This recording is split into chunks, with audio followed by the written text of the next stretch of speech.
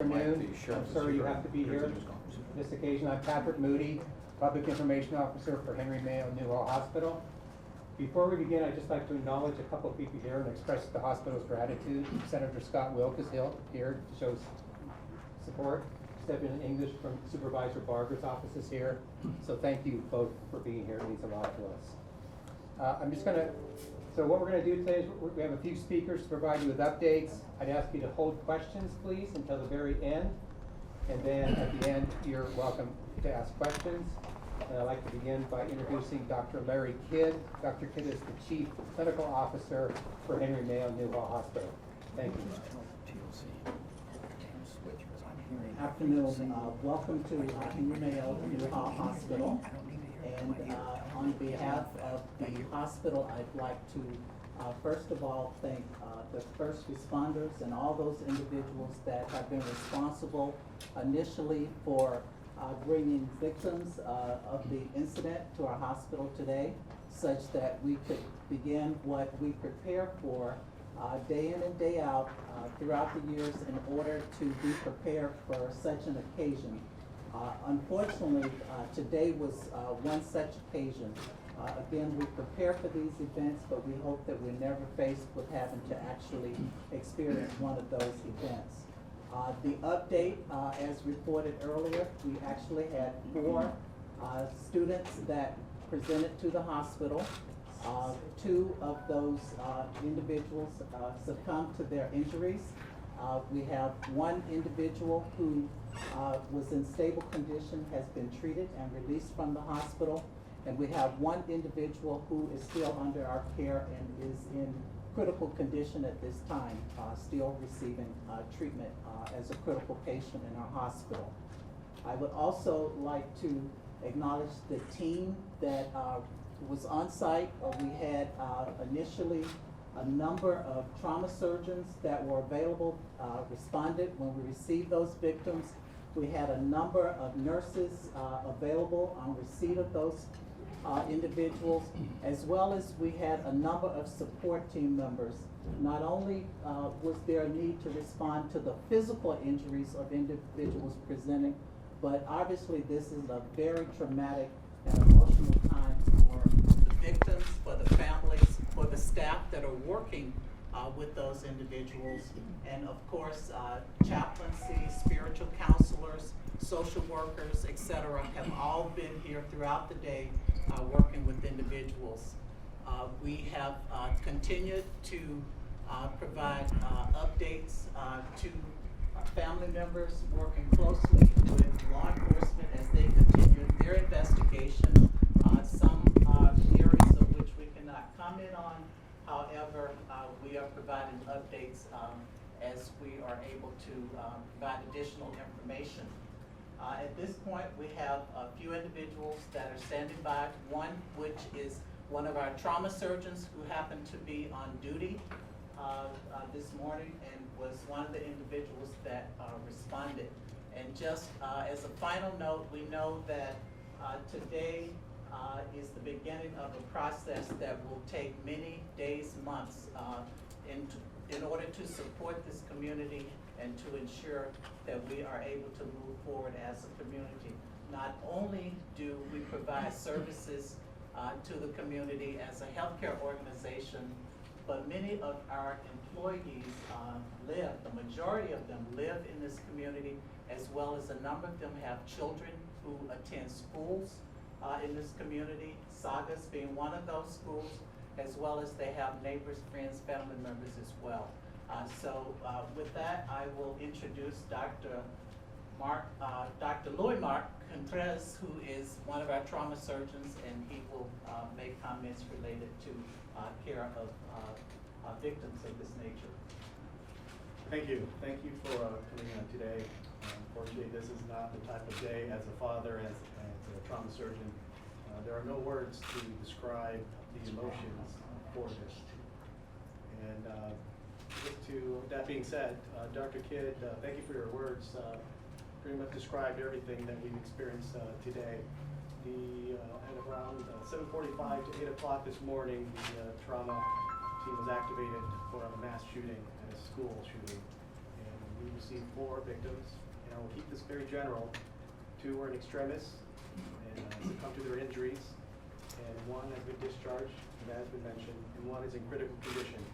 And that's the extent of the information we'll give the victims at this point medically. And as far as the trauma program here, the response has been great. We were more than prepared for this. We have preparation for this kind of event preemptively, and we utilize those resources today, extending even to our trauma resource in the pre-trauma phase. We had kits out there in schools that I hear have been utilized in one of the victims today as well, in the Stop the Bleed programs. In the hospitals, we have our resources. Trauma surgeons came in to back us up, and we were more than capable and available to operate on multiple victims today, and which we did. And that being said, the last thing we also need to remember, there are more victims than just the ones in the hospital. There are families, classmates, and the community, and we'd like to offer the hospital as a resource for these victims. And as alluded to earlier, healing begins now and will continue in the next few months and years, unfortunately. That being said, I would like to introduce Deputy Chief Robert Payne. Good afternoon. I'd just like to briefly explain what the fire department's role was in this incident. On behalf of Fire Chief Darrell L. Osby, we responded with the LA County Sheriff's Department early this morning and to this active shooter call at the high school. We had approximately 9 paramedic squads, 10 fire engines, 24 ambulances, and other associated units in response, a total of 65 units. The fire department's role was to integrate with the Sheriff's Department's tactical team in the warm zone and to initiate life-saving intervention measures. Upon that, we triaged, treated, and transported 7 patients, 6 shooting victims, and 1 non-shooting related. 1 patient transported by helicopter, and 3 by the other 6 by ground transport. And they went to the hospitals of Holy Cross, Henry Mayo, and all of you had one patient. And with that, I just want to recognize and thank the Unified Command and the cooperating assisting agencies on such a traumatic incident. We had several of our first responders had children, their children in the school, attending classes, attending school at that time.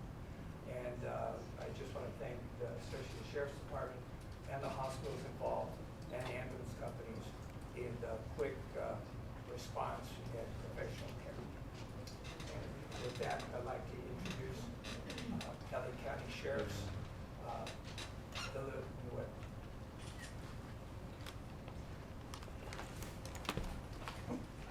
Let me provide you some updated information that we now have clarified and be able to expand on. And as indicated, the off-duty personnel who had family in the school were in effect the first responders on scene. And I will identify 3 of them. Detective Daniel Finn, Santa Clarita Sheriff Station Detective Bureau.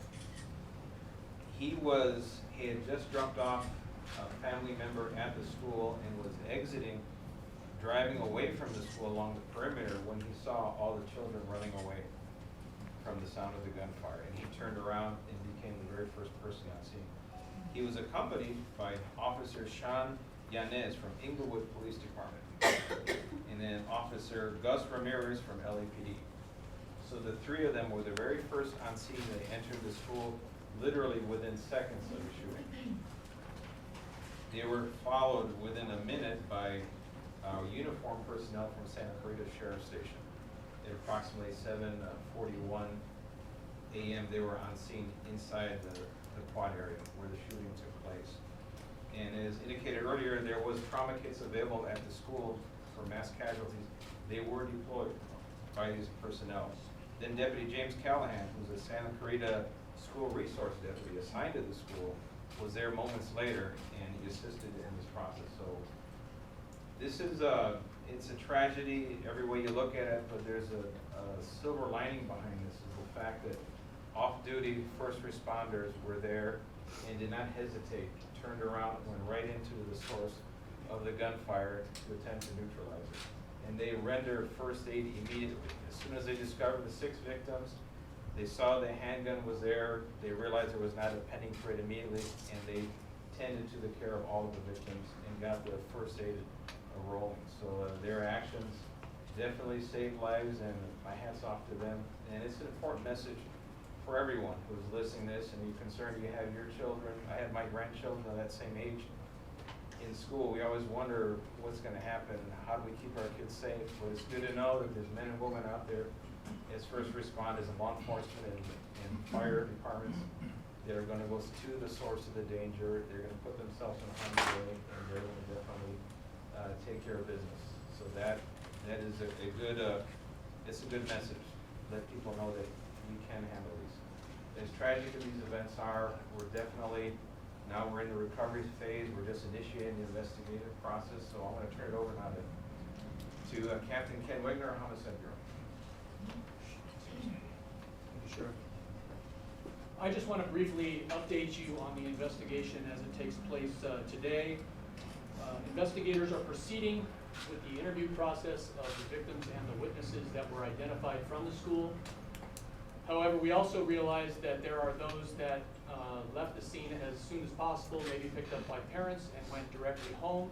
If there is anyone out there that has information that was a witness, that has information either from today or historical information about the circumstances leading up to this shooting, I encourage them to call Sheriff's Homicide Bureau at area code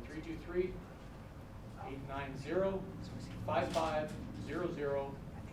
We will take your name and information, and we will have Sheriff's investigators respond to your location to interview you about the information that you have. I spoke earlier about a search warrant that was pending at the 22900 block of Sycamore Creek Drive in Santa Clarita. I can report that that search warrant has been signed and has been served, and investigators are processing what we believe to be the suspect's residence for any indicia, any evidence related to this incident. I also want to acknowledge, and I believe most of you have reported on this, posting on the bio of what we believe to be the subject's Instagram account. And I quote, it says underneath his pseudonym, Saugus, have fun at school tomorrow. I can confirm that that was posted on his account, and I can also confirm that it has been changed since this incident, which means there is somebody else that has access to this account, be it a hacker or be it a friendly who has his password. So that was posted at one point, and we are aware of it, and we are researching the source, when it was placed, and when it was taken down. We have not yet established a motive or a nexus between the subject and his victims, other than to say they were all students at the high school together. At this point, I would like to introduce Paul Delacourt from the FBI.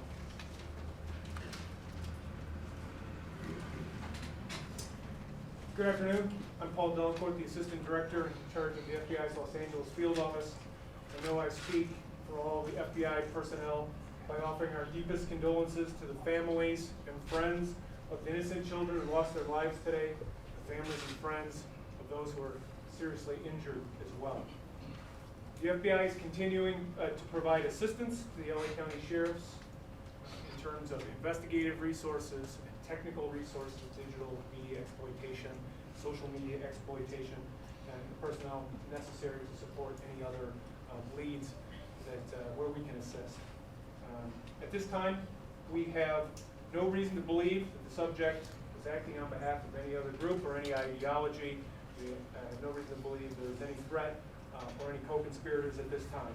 But this is day one of the interviews and the exploitation, and things could change. The investigation, of course, is ongoing. We will be thorough alongside the Sheriff's Department to follow any leads that we can, to leave no stone unturned. In the meantime, we will seek to assist with the families of the victims and the witnesses to any extent that we can.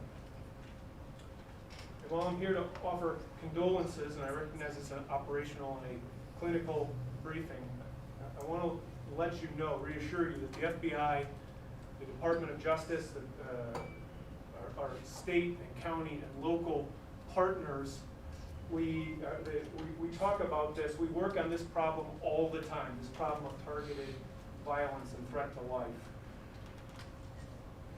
We are calling these press conferences, we're having these instances happen way too frequently in our society. We are working together across the jurisdictions for a cross-disciplinary, whole of society approach. We are working on this problem every day to find a solution. Now that may be small consolation today because the tragedy has a face. The face is our community today. But I want you to know that we are working diligently across the country and here in our area to make sure that we don't have any more instances. Thank you.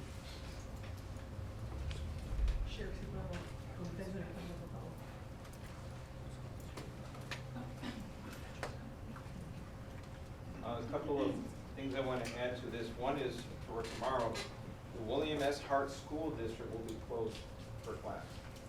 That includes obviously Saugus High School. And all other school districts will remain open.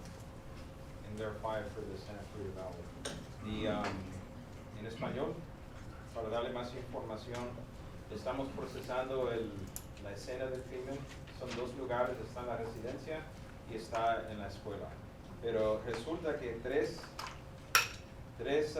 policías fuera de servicio que tenían familiares dentro de la escuela fueron los primeros que respondieron a la llamada de emergencia. Llegaron ahí en segundos. Según algo así de nosotros fue el detective Daniel Finn. Él vio a los estudiantes corriendo, huyendo del peligro. Y el oficial Sean Yanes de la policía de Inglewood y el oficial Gus Ramírez de la policía de Los Ángeles.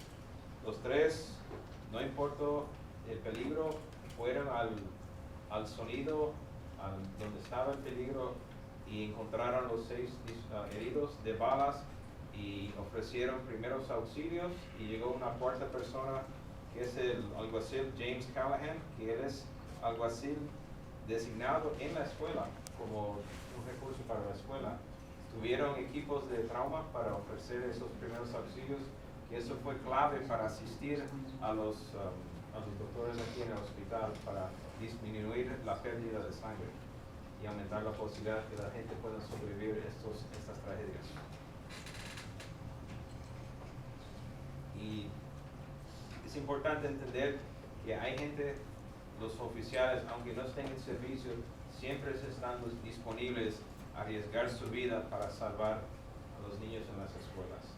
No tengan pendiente los papás que tengan sus hijos en las escuelas. En toda la nación estamos aquí, y en todos los policías, todos los bomberos a través de toda la nación, estamos aquí para servir y para ayudar, para disminuir la posibilidad de que haya más víctimas en estos tipos de crímenes. Y quiero agradecer al FBI también la asistencia que están proveyendo a los detectives de homicidio en este caso. Sheriff, is the suspect at this hospital, you can say, and is he expected to live? The suspect currently is in grave condition, and that's about as far as we can go. He can't What say is the his hospital. name? What is the suspect's name?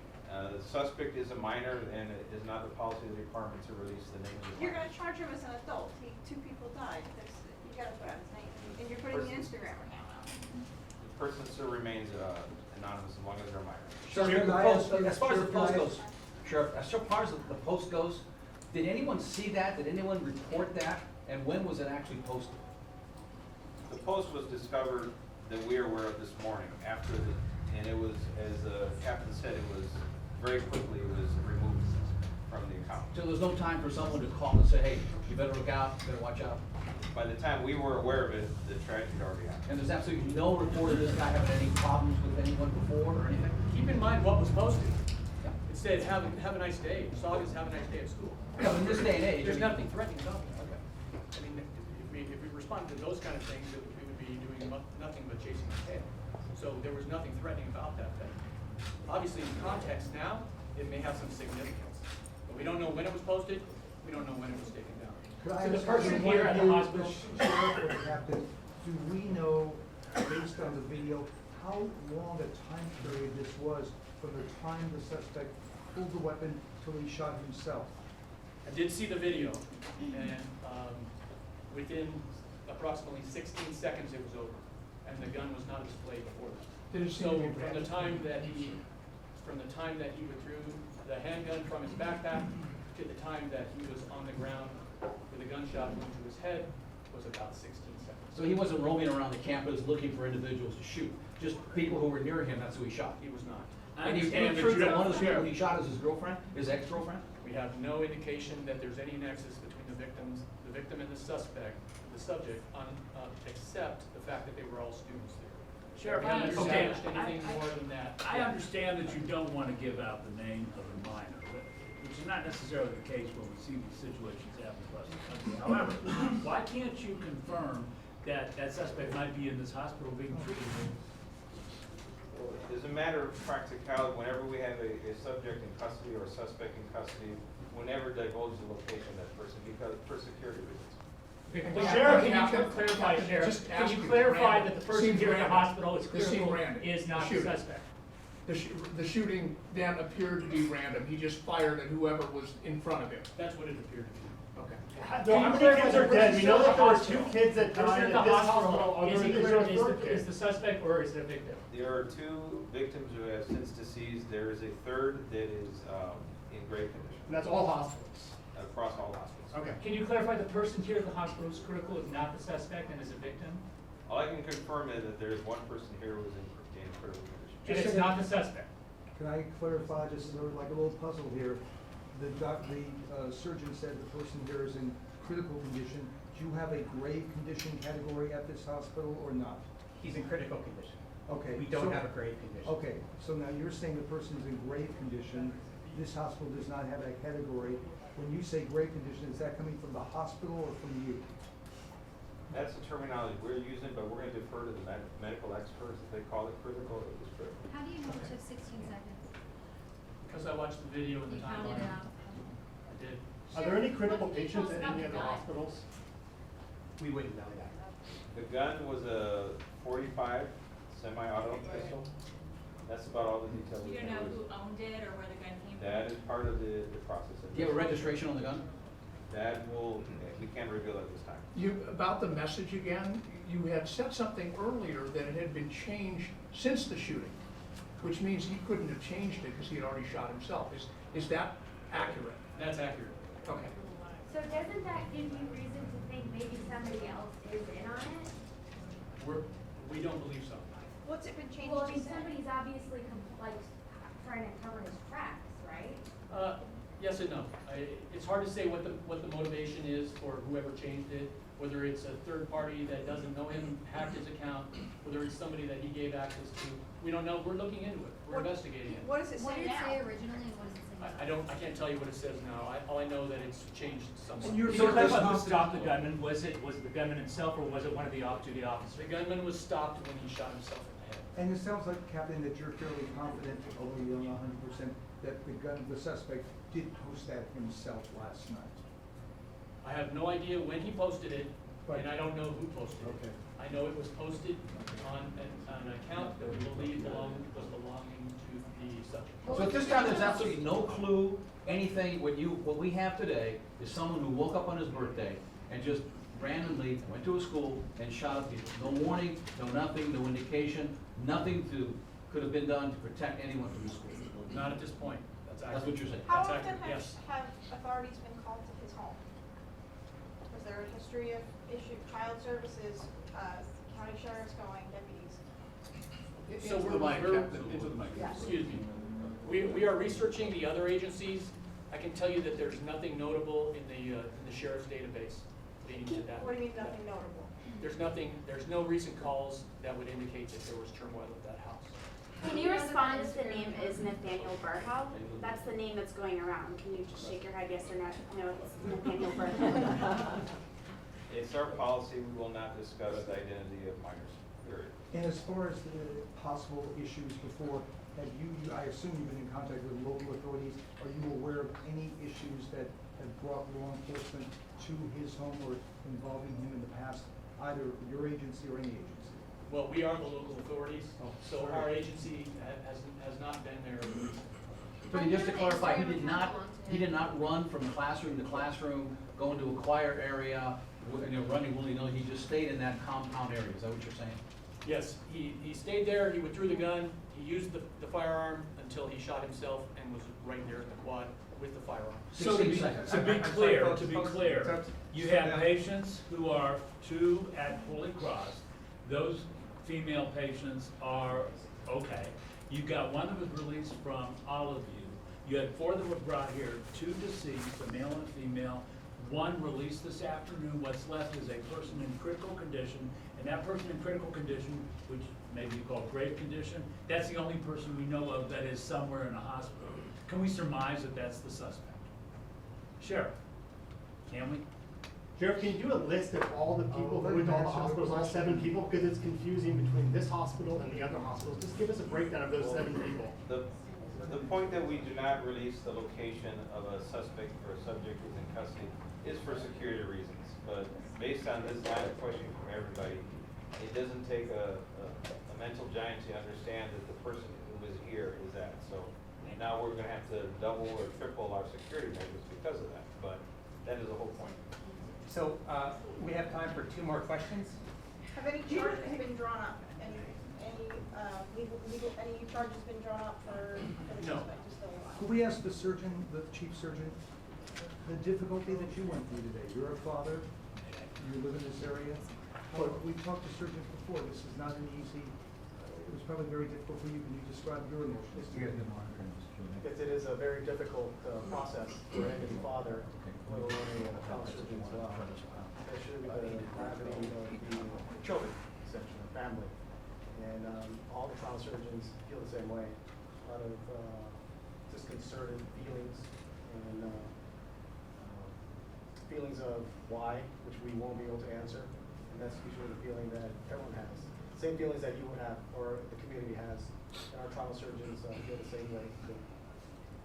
Sherry Villanueva, ¿le puedo hacer una pregunta en español, Sherry Villanueva? Sí, en español. En relación a ese video que vio su asistente, los 16 segundos, ¿qué es lo que se ve para que la gente pueda entender? Lo que se ve en los 16 segundos fue el estudiante o el sospechoso llegó al área, lo que llaman el quad, donde están los jóvenes, más jóvenes de la escuela secundaria, y tenía una mochila y estuvo ahí por un tiempo no haciendo nada más que mirando al vacío, y sacó la mochila y de la mochila sacó la pistola 45, disparó una vez y después de un tiempo arregló algo de la pistola que no funcionó y disparó unas 5 veces más, 4 veces más. Un total de 5 víctimas, y después la última bala lo reservó para su propio uso. Gracias. Actually, Have we got anything else about the origin of the gun? so we're actually gonna wrap this up now, and I'd like to thank you all for coming. Okay. These people will be here for a while, I'd like to talk to them individually, but thank you very much.